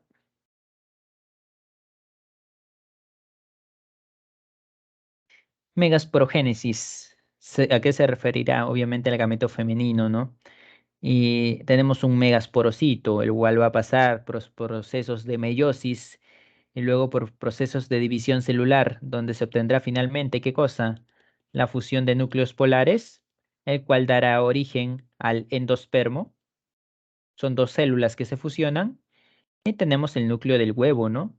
El cual termina siendo el gameto femenino, cual es haploide, gameto femenino de la planta. Bien, núcleos polares y la célula del huevo, las células más importantes acá, ¿no? Entre las tantas que surgen en una planta. Estas se unen a sus respectivos núcleos espermáticos y conforman la semilla. Ahora, ¿qué sucede una vez se desarrolla la semilla? Esta se va a dar ¿en dónde? En el pistilo, ¿no? ¿Qué pasa posteriormente? Que alrededor de esa semilla surge la fruta o el fruto, ¿no? Y el fruto está conformado por tres capas, el llamado endocarpo, mesocarpo y ectocarpo. Vamos a poner ecto, no endo. ¿Por qué endocarpo? Porque es la capa más interna, el cual conforma, ¿qué cosa? Conforma la nuez, conforma el hueso, o en palabras un poco más vulgares, la llamada pepa de la fruta, la cual almacena a la semilla. Y es que la semilla requiere bastante protección, porque es la que va a originar la nueva planta. Luego tenemos el mesocarpo, y el mesocarpo es la pulpa, lo comestible de cualquier fruto, ¿no? Finalmente tenemos el ectocarpo y el ectocarpo, la parte más externa, es la llamada cáscara, ¿no? Piel o cáscara de una fruta.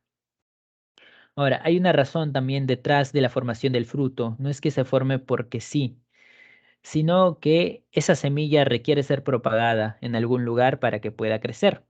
Es así que se forma el fruto y una vez se forma como tal, que atrae ¿qué cosa? Atrae animales. De esta manera los animales se ven atraídos por el sabor, por el olor del fruto y van y se lo comen. Y la semilla, o bueno, lo que lo cubre, la pepa, es lo suficientemente resistente y los animales por ahí no lo comen del todo y lo botan, ¿no? Lo escupen. Pasado el tiempo, eso va a ser enterrado en el suelo, así por cuestiones azarosas, va a llover y va a germinar una nueva planta. Es decir, la formación de fruto, ¿para qué les es útil a las plantas? Para que facilite la propagación de semillas. Ya sea, y es que el animal sin querer va a botar la semilla por ahí y a través de ello va a germinar una nueva planta. Bien, finalizando ya con el proceso de reproducción de las plantas. ¿Hasta ahí tienen alguna pregunta? O si no, pasamos a la siguiente diapositiva.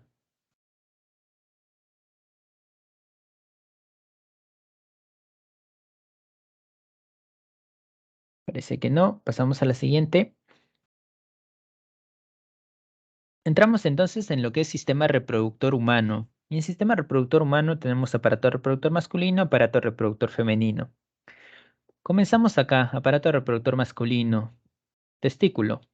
El testículo, el cual es una gónada.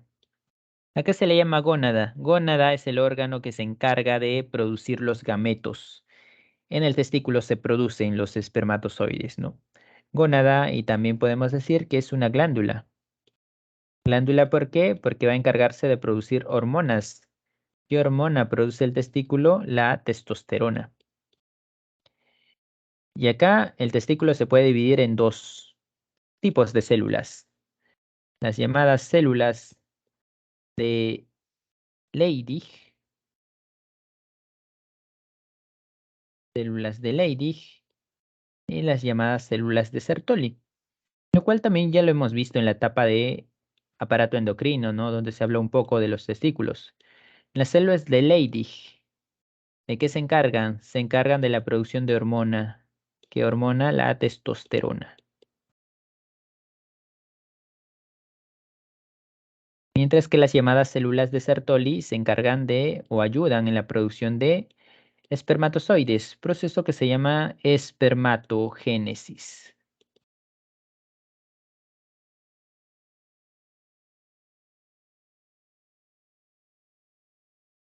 Esa es la función del testículo. Y esta tiene que, como su función es importante, tiene que estar protegido. ¿Quién encarga de esa protección? Una bolsa, una etapa de piel, parte de piel llamada escroto.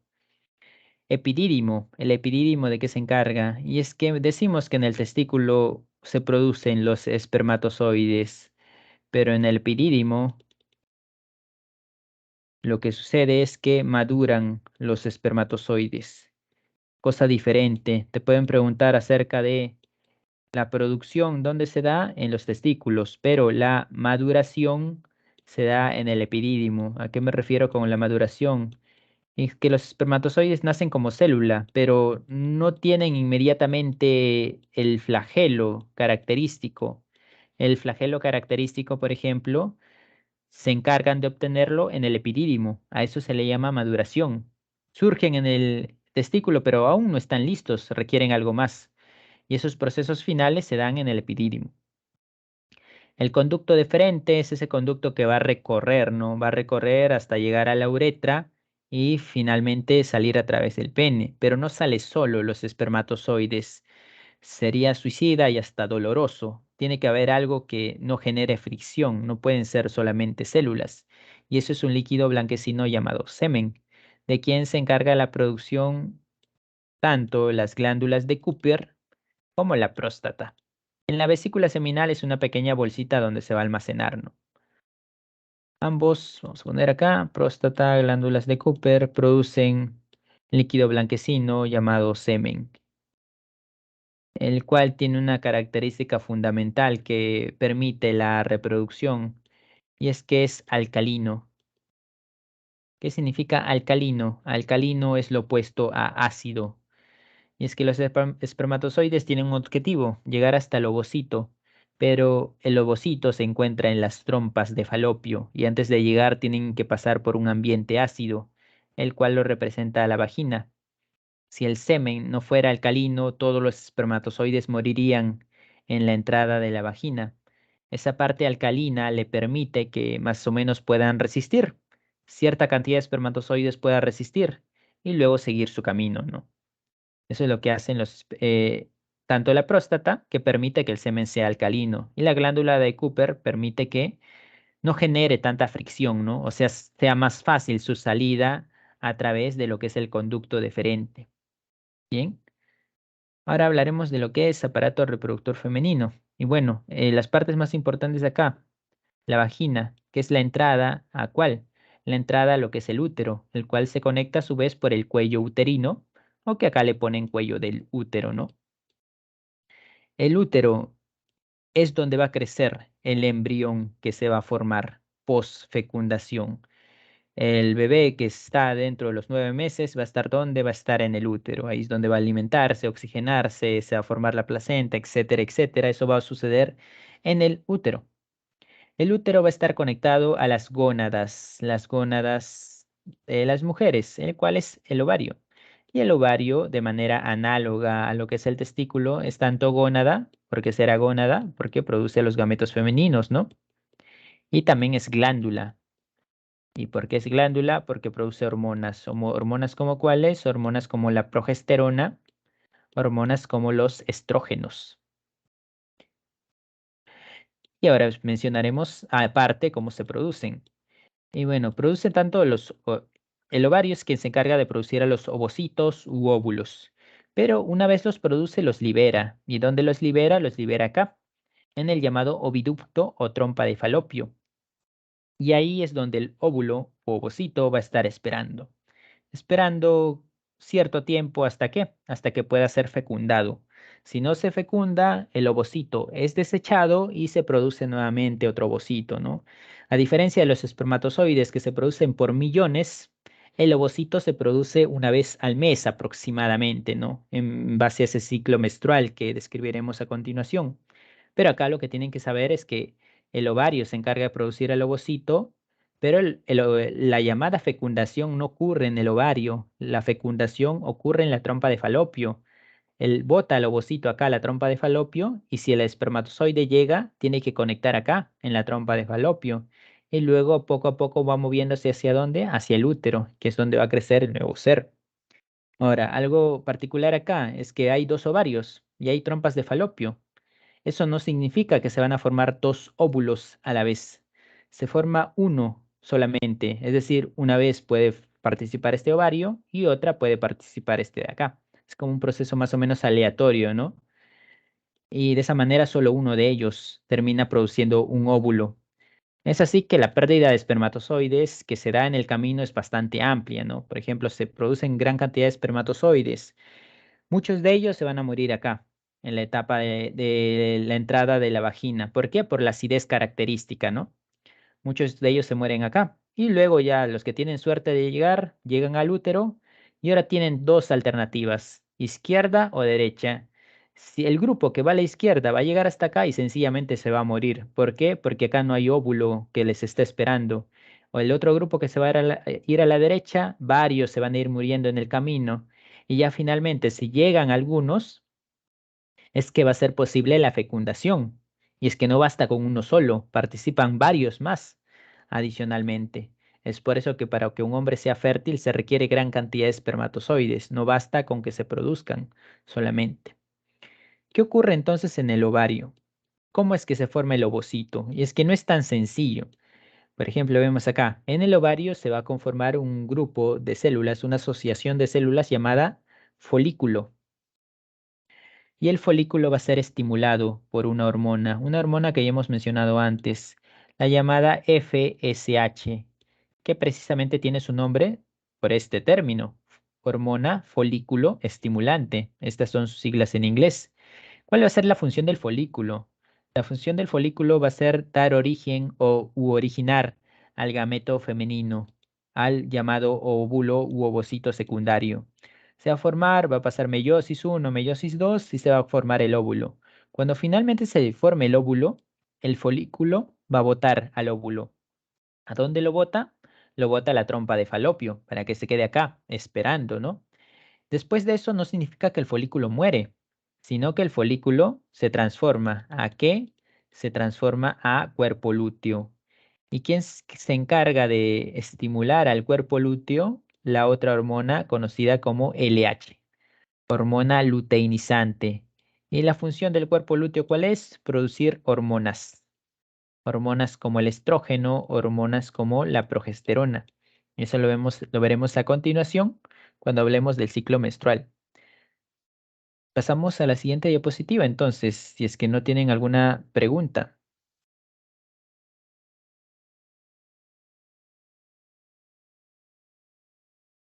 Bien, parece que no. Pasamos a la siguiente. Ciclo menstrual, entonces. Y bueno, el ciclo menstrual hace referencia por lo que pasan todas las mujeres fértiles, ¿no? Y es menstrual o menstrual en realidad. Y viene a hacer referencia a la llamada menstruación, que es la etapa en la que hay un sangrado. ¿Producto de qué? Producto de la producción de ovocitos, como veremos ahora. Y que se da regularmente, a veces, no siempre, por un mes, ¿no? Hay momentos en los que esto puede llegar a variar, pero ese es solamente tiempo teórico. Como generalidades, la primera menstruación es la llamada menarquia y esta finaliza aproximadamente igual a los 40, 50 años. Cuando finaliza es que se habla de un estado llamado menopausia, en la que sencillamente estos procesos dejan de darse e inician en la pubertad, ¿no? 11, 12 años aproximadamente. ¿Cómo comienza? Como acá enumeramos las fechas y la fecha inicial es el sangrado. Cuando se empieza a sangrar es que se dice que es el día cero de la menstruación, día cero, día uno. ¿Y cuál es la razón del sangrado? La razón del sangrado es esto de acá, un tejido que se va a ir formando llamado endometrio. Endometrio. El endometrio es un tipo de tejido conectivo y vemos acá estos vasos sanguíneos, eso significa que es vascularizado y se encuentra en el útero. ¿Qué sucede entonces? Bueno, el endometrio es una especie de tejido que es como si fueran almohadas, supongamos, que se van a ir construyendo en las paredes del útero. ¿Cuál es su función? Arropar al cigoto que es producto de la fecundación, arropar a ese nuevo ser que ha sido producto de la fecundación. Ese es el objetivo del endometrio.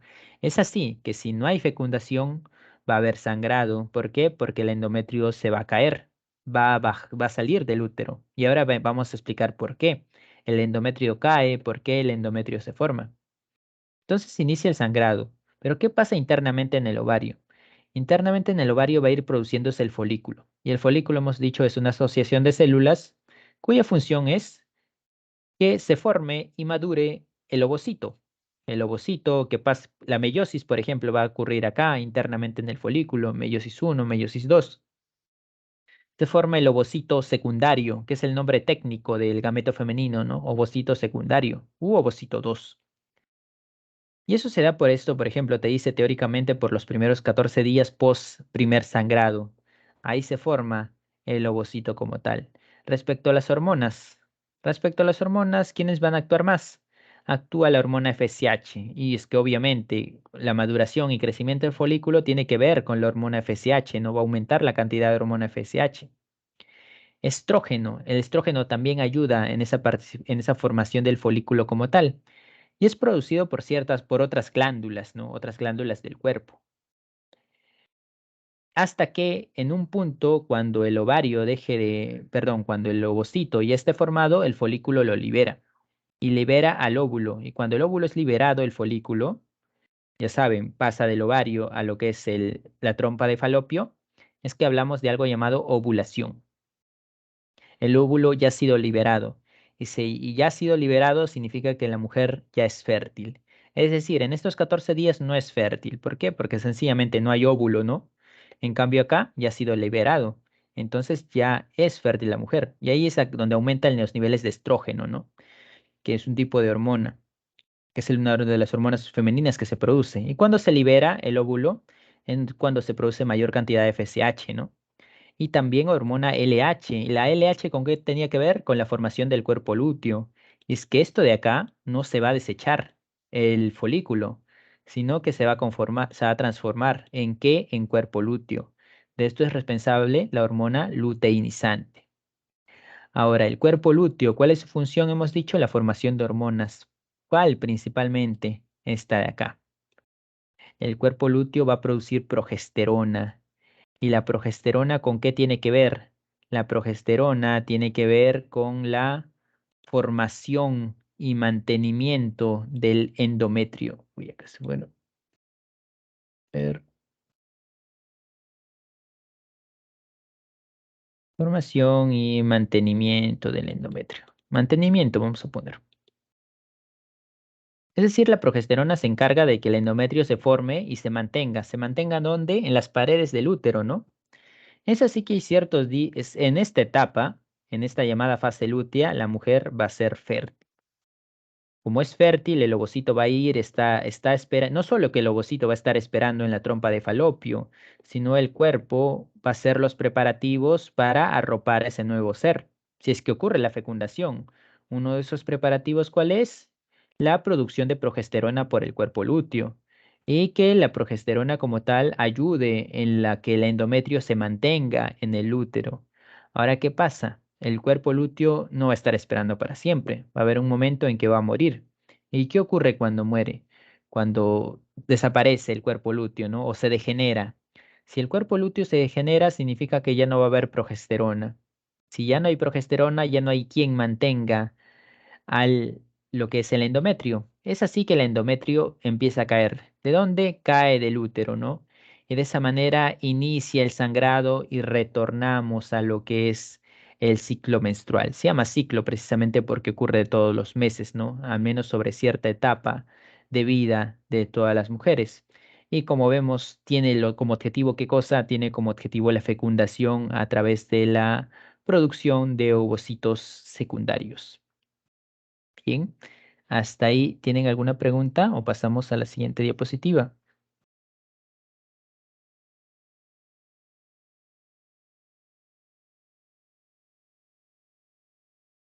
Ok, parece que todo claro. Pasamos a la siguiente entonces.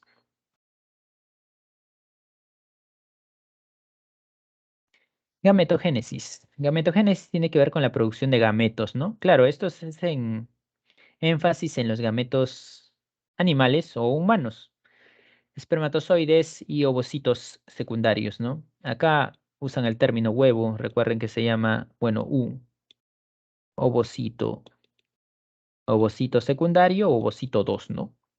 Ahora, acá, ¿cómo comienza? Comienza siempre como una célula, ¿no? Una célula que va a ser, ¿qué cosa? Va a ser diploide. En el caso de espermatozoide, quien da origen a los espermatozoides como tal se llama espermatogonio. Y en el caso de ovocito se llama oogonio. O u ovo también se le llama, ¿no? Ogonio, ovogonio, ese prefijo o u ovo significa huevo, ¿no? Luego hay un espacio, lo que es la maduración. Ya a partir de esto, maduración, crecimiento, ya se le cambia de nombre. Acá dice espermatocito 1 y ovocito uno u ovocito primario, ¿no? Es como si el prefijo o el sufijo para ambos no cambiara, ¿no? Es el mismo. Ocurre en la meiosis 1. Y cuando ocurre la meiosis 1 es cuando dejan de ser diploides y ahora se convierten haploides, ¿no? ¿Y ahí cómo se llaman? Ahí se llama espermatocito secundario y ovocito secundario. Luego ocurre la meiosis 2 y tras la meiosis 2, ¿qué va a pasar? Bueno, tras la meiosis 2 tenemos las espermátides y tenemos las ovotides. Bueno, acá espermátide no lo colocan, ¿no? Vamos a poner acá espermátide.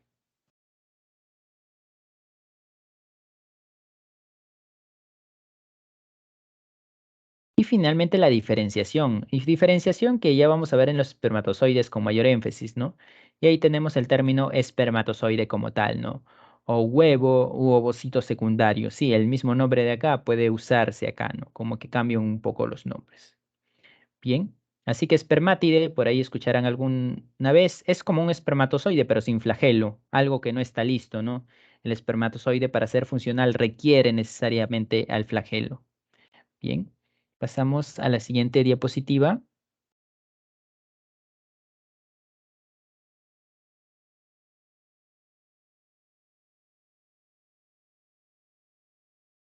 Fecundación. En lo que se refiere a fecundación, bueno, esto es el ovario, ¿no? Y el ovario hemos dicho que se libera el ovocito y el ovocito va a estar esperando, donde en la trompa de falopio. No se olviden de eso, la fecundación ocurre en la trompa de falopio, en una de las dos, ¿no? Obviamente. Es así que los espermatozoides realizan su recorrido y si tienen la suerte van a llegar varios. ¿A dónde? Al ovocito. Y es que no es suficiente que llegue uno solo. Son varios los que participan en realidad. Claro está, solo uno ingresa, ¿no? Y entre uno de esos que va a ingresar, se van a fusionar. ¿Qué se fusionan? Se fusiona el núcleo. El núcleo, estamos hablando del núcleo, netamente núcleo celular, del espermatozoide con el núcleo del ovocito. Al final lo que importa acá es el ADN, ¿no? Y es así que se va a fusionar el ADN del espermatozoide y el ADN del ovocito. Por ejemplo, este espermatozoide que es haploide, ovocito que es haploide. Se fusionan los dos, N más N, 2N. Se va a conformar algo diploide. ¿Eso diploide qué es? Eso diploide es el cigoto. El cigoto se va a conformar acá. Luego el cigoto va a empezar a moverse, no es que se quede acá. en el trompa de falopio. Hay veces en la que por X razones se queda acá y ocurre el llamado embarazo ectópico, que ha habido fecundación, pero no va a haber nuevo ser porque se ha quedado acá. Lo que tiene que pasar normalmente es que tiene que moverse. Y en ese proceso de movimiento es que va a haber divisiones. Es una célula inicialmente, luego se divide en dos, se divide en cuatro, se divide en ocho. La diferencia con la mitosis es que no van a ser células de igual tamaño, sino que el ovocito sí es una célula grande y cada vez se va a liberar, se va a dividir en células más pequeñas, 2, 4, 8, 16, etcétera. Cuando tenga bastantes células, entra en una etapa llamada mórula. ¿Y por qué se le llama así? Porque es como un ramo de moras, ¿no? Como un grupo de moras que no sé si habrán visto, una asociación de moras, por eso se le llama mórula a este estadio. Luego de cigoto sigue estadio de mórula, ¿no? Al pasar los días. Y luego pasa por otros estadios llamado blástula y gástrula, que veremos a continuación. Como ven acá, desde la fecundación, ¿cuál es el objetivo del cigoto? Es moverse, ¿no? ¿Moverse hasta dónde? Moverse hasta el útero y ya en el útero va a crecer hasta que nazca, ¿no? El nuevo ser que ha sido producido. Pasamos a la siguiente diapositiva.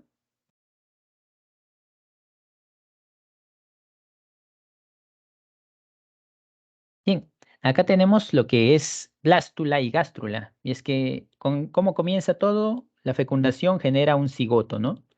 Luego del cigoto que tenemos, tenemos la mórula. Y luego de la mórula tenemos la blástula. Y luego tenemos la gástrula. Y bueno, la mórula sigue siendo asociación de células, no células así que se han amontonado, células pequeñas que han surgido, producto de divisiones celulares. Ahora, la blástula, ¿cuál es la diferencia? Y es que acá las células van tomando forma. Por ejemplo, acá, las células en la blástula se van poniendo alrededor y se genera una especie de hueco, una especie de cavidad llamada blastocele. Esa es la característica de la blástula.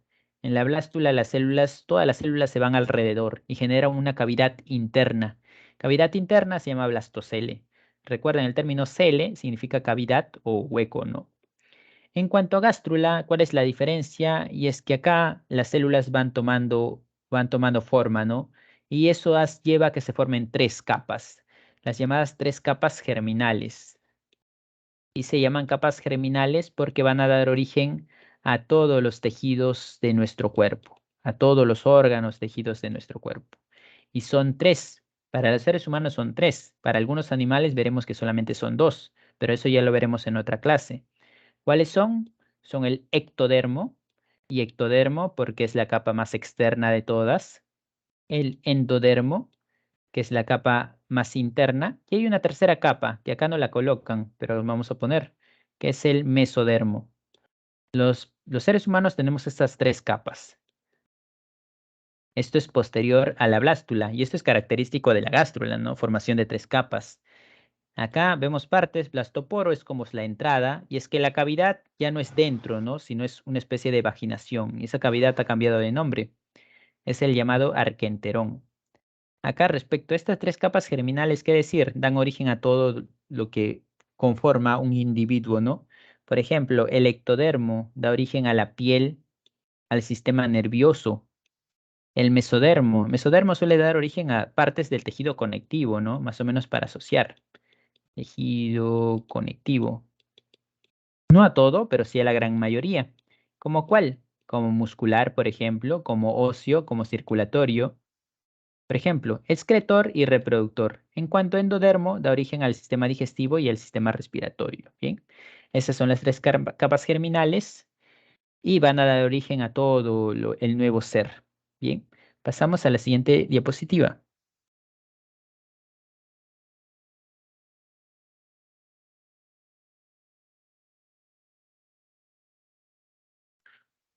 Bien, llegamos a la parte final entonces de la clase, donde hablaremos de algunas particularidades, ¿no? De animales.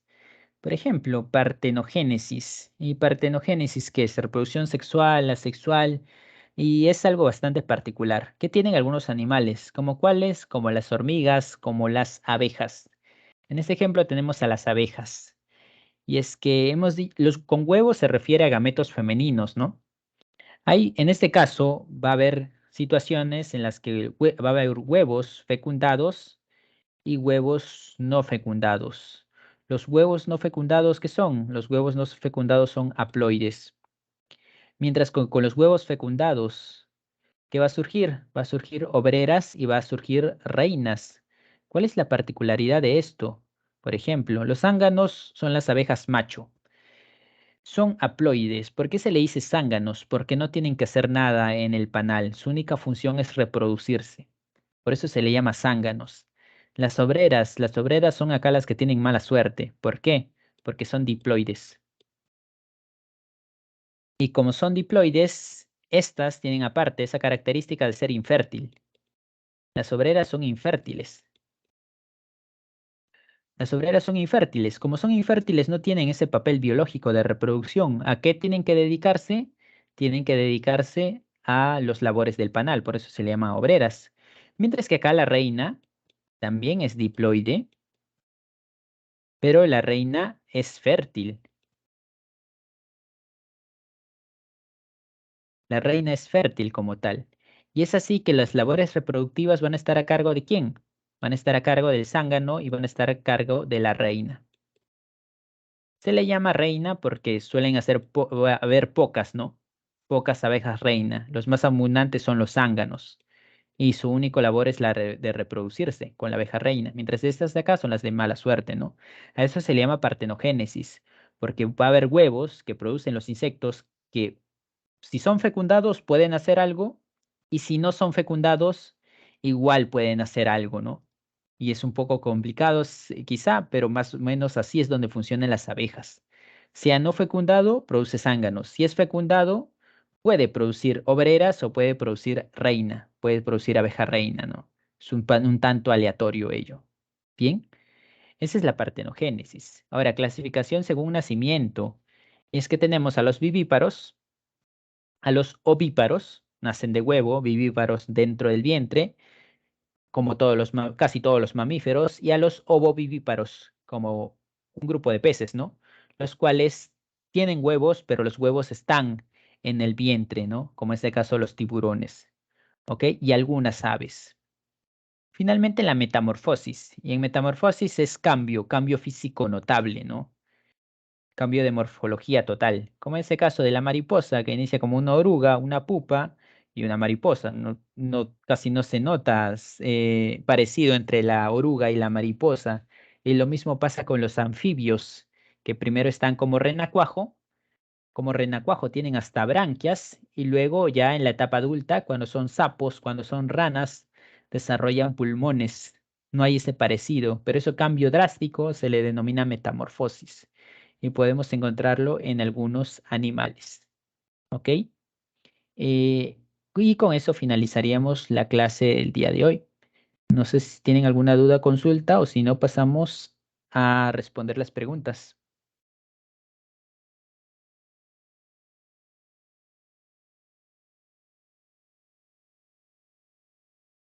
Parece que no. Pasamos a darle las claves.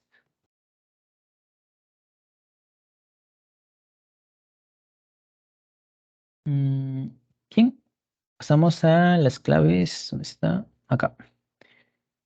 Bueno, podríamos responder unas preguntas porque nos queda todavía tiempo. La 1 es muy fácil. La 1 es la C, no vegetativa. La 1 la C. A ver, la 2. ¿Cuál sería la respuesta en la 2? A ver, te dice, en las siguientes figuras indique la secuencia de lo que acontece este tipo de reproducción. ¿Cuál sería la respuesta?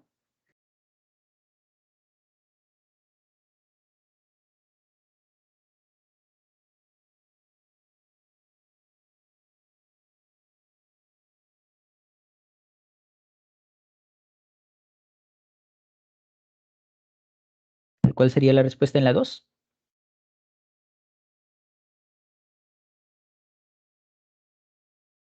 La 2 la A, sí, exacto, la 2 la A. Más o menos inferencia, ¿no? No es necesario que conozcamos de algo complicado.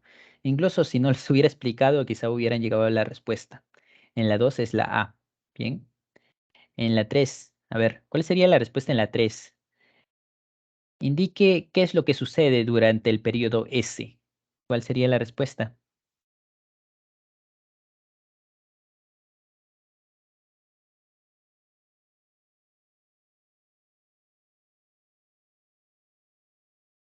ver, ¿cuál sería la respuesta en la 3? El citoplasma se divide, la célula duplica su tamaño. ¿Cuál sería la respuesta?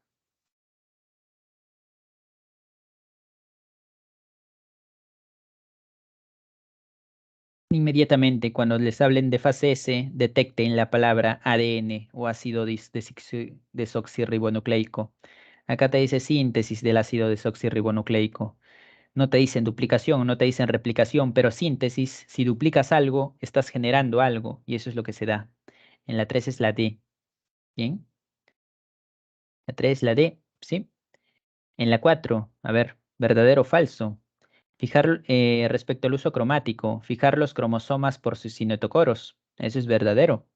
Duplicar los centrosomas antes de la división. No duplican los centrosomas. Eso es falso.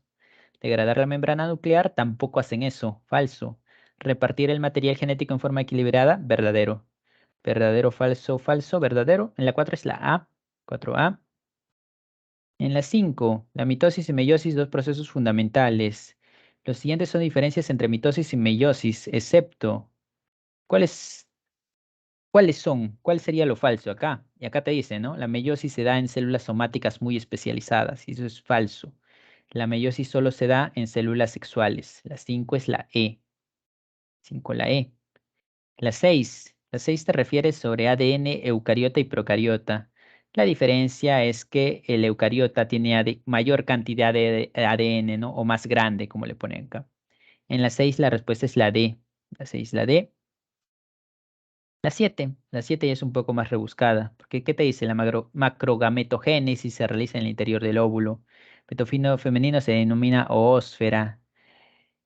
El núcleo secundario es diploide. 3 de la megaspora se degradan solo quedando una. En este caso, la respuesta es la C. El gametofito femenino se denomina ósfera y se denomina más huevo como tal, ¿no? En la 7, o saco embrionario, acá le ponen. En la 7 la respuesta sería la C. La 7 la C. En la 8, este de acá, te dice en qué etapa sucede. Y bueno, la etapa donde sucede es profase 1, ¿no? Aunque tienes que ser más específico. Donde sucede es el paquiteno. Acá recién se va a combinar el ADN. Y eso, el crossing over, ¿dónde se da? En el paquiteno. En la 8 es la D. 8 la D. En la 9, endospermo triploide, ¿se forma por la fusión de quién? Se forma el núcleo espermático, ¿con quién cosa? Con el llamado núcleo secundario, ¿no? Núcleo secundario, núcleo polar, también como se le dice. En la 9, la D. La 9, la D. La 10 es bastante memorística porque te menciona o te pide nombres de ovovivíparos. Y estos son peces, ¿no? En este caso la respuesta en la 10 es la A. La 10 la A. La 11, testículos. La función endocrina de los testículos es controlada ¿por quién? A los testículos lo controla tanto la FSH como la LH. Estas hormonas provienen ¿de dónde? Provienen de la hipófisis. ¿De qué parte? De la llamada adenohipófisis, conocida también como parte anterior de la hipófisis, ¿no? Es así que en la 11 es la B. 11B. En la 12, bueno, en la 12 es sencilla también, ¿no? Útero, ovario, trompa de falopio, conocida también como oviducto. La respuesta es la E. En la 12 la respuesta es la E. En la 13 también es sencilla, te menciona cuál es el primer ciclo menstrual, o la primera hemorragia menstrual, y esa es conocida como menarquia. En la 13 es la B, es la B. 14, riñones y huesos. Huesos, recuerden, tejido conectivo. ¿De dónde proviene? Mesodermo. La 14 es la E, mesodermo. Y finalmente tenemos la 15. Y en la 15 es una etapa de metamorfosis, ¿no? La metamorfosis de un sapo, que comienza como renacuajo y luego ya es una etapa de sapo adulto, ¿no? Sapo adulto, rana adulta. Fertilización de los huevos se realiza en agua dulce y sí, no vamos a encontrar esto en el mar, en agua dulce generalmente. Las larvas de los sapos se les conoce con el nombre de renacuajo, sí. El renacuajo posee cola para moverse y pulmones para respirar. Posee cola para moverse, sí. El renacuajo poseerá pulmones y por inferencia, ¿no? Si está en el mar, Bueno, en el agua no posee pulmones, salvo peces pulmonados, como les explicaré luego, pero acá los renacuajos no tienen pulmones, tienen branquias. Es así que la C es falsa. Bien, la C es falsa. A ver, en la otra que te dice, en las larvas maduras va desapareciendo la cola y se forman las patas. Sí, eso es propio de la metamorfosis. La cola se transforma en patas. Y en el adulto la piel se pone más gruesa y desarrolla glándulas en la piel. Sí, y a través de la piel termina respirando un sapo adulto, como por lo general, ¿no? Así que en la 15 la respuesta es la C. Eso es lo falso, ¿no? No tiene pulmones un renacuajo. ¿Ok? Y de esa manera finalizamos con la clase del día de hoy. Espero que haya quedado claro la mayor parte del tema. Nos vemos a la próxima semana. Hasta luego a todos.